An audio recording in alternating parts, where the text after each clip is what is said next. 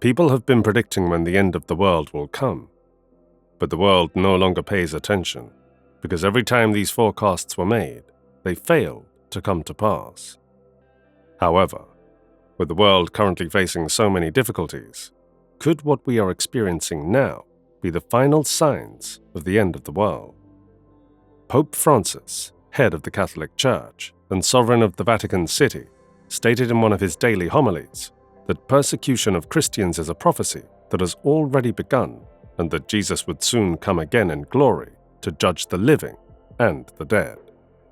Human history begins with the creation of man and ends with the last judgment of Christ. These pillars are often forgotten, and occasionally Christians don't have a firm belief in them.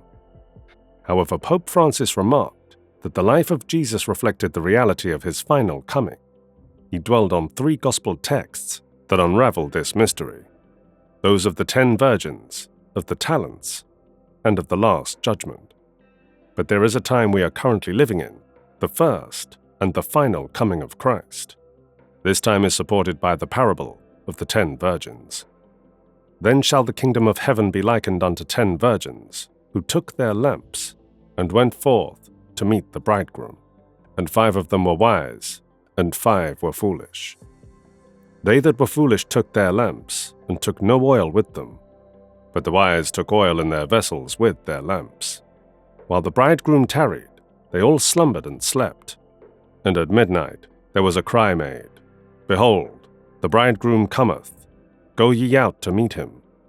Then all those virgins arose, and trimmed their lamps. And the foolish said unto the wise, Give us of your oil, for our lamps are gone out.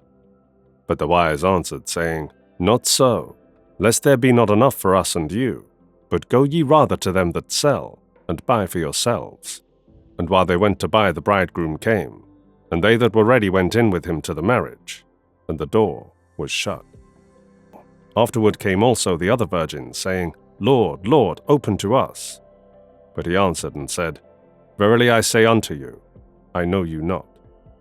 Watch therefore, for ye know neither the day nor the hour wherein the Son of Man cometh. Matthew 25, 1-13. The bridegroom is Christ, and the time we have to wait for him is the time he gives every one of us before his final coming, a time for caution, in which we must keep the lamps of our faith burning brightly. It is also a time to live according to God's will, because we do not know the day or the hour of Christ's return. He asks that we be prepared and watch carefully not to fall asleep, so that we are not distracted by the things of this world. The second story, the parable of the talents, prompts us to consider the connection between our use of the gifts we have been given by God and our accountability to him on how we used them on his return. For the kingdom of heaven is as a man traveling into a far country, who called on his own servants, and delivered unto them his goods.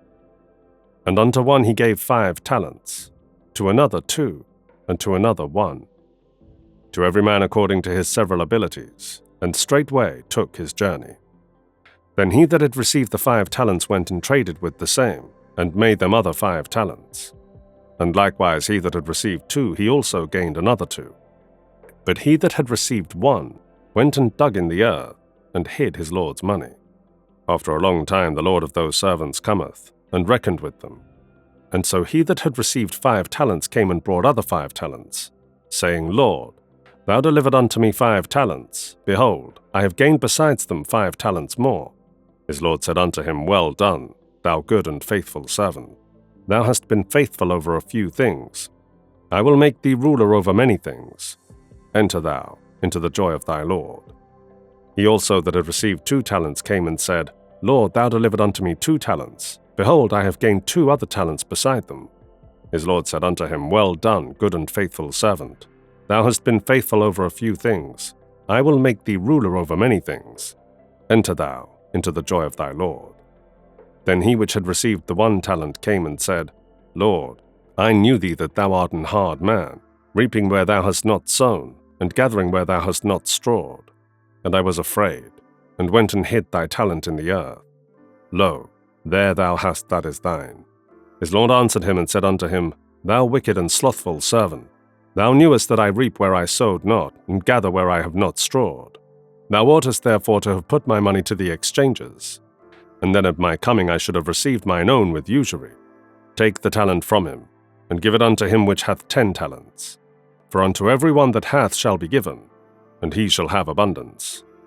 But from him that hath not shall be taken away, even that which he hath. And cast ye the unprofitable servant into outer darkness. There shall be weeping and gnashing of teeth. Matthew 25:14-30. A Christian man who conceals all the Lord has given him is not an effective Christian. According to Pope Francis, the time leading up to the Lord's return is the era we are already in now, and believers must preach about Christ, especially in this crisis-ridden time. He concluded by discussing the Last Judgment, which describes the Lord's second coming and his judgment of all people. When the Son of Man shall come in his glory, and all the holy angels with him, then shall he sit upon the throne of his glory, and before him shall be gathered all nations, and he shall separate them one from another, as a shepherd divideth his sheep from the goats. And he shall set his sheep on his right hand, but the goats on the left. Then shall the king say unto them on his right hand, Come, ye blessed of my Father, inherit the kingdom prepared for you from the foundation of the world. For I was hungered, and ye gave me meat. I was thirsty, and ye gave me drink. I was a stranger, and ye took me in. Naked, and ye clothed me. I was sick, and ye visited me. I was in prison, and ye came unto me. Then shall the righteous answer him, saying, Lord, when we saw thee an hungered and fed thee, or thirsty and gave thee drink, when we saw thee a stranger and took thee in, or naked and clothed thee, or when we saw thee sick or in prison and came unto thee. And the king shall answer and say unto them, Verily I say unto you, inasmuch as ye have done it unto the least of these my brethren, ye have done it unto me. Then shall he say unto them on the left hand, Depart from me, ye cursed, into everlasting fire, prepared for the devil and his angels. For I was an hungered, and ye gave me no meat. I was thirsty, and ye gave me no drink. I was a stranger, and ye took me not in. Naked, and ye clothed me not. Sick, and ye visited me not. Then shall they also answer him, saying, Lord, when saw we thee an hungered, or athirst, or a stranger, or naked, or sick, or in prison, and did not minister unto thee? Then shall he answer them, saying, Verily I say unto you, inasmuch as ye did it not to one of the least of these, ye did it not to me. And these shall go away into everlasting punishment, but the righteous into life eternal. Matthew 25:31-46. Finally, Pope Francis said that Christ will place those who have kept the faith on his right hand, and on his left, those who have fallen from faith. This tells us that God will judge us based on our love and faithfulness to him. Instead of being afraid of the Last Judgment, it should inspire us to patiently remain steadfast in his word, so that we may be recognized by the Lord as obedient and faithful servants when rapture happens. The Bible makes it quite clear that Christ will return like a thief in the night. It is vital that each and every believer in Christ exercise tremendous commitment in preparation for the Lord's return. Thank you for watching. Until next time.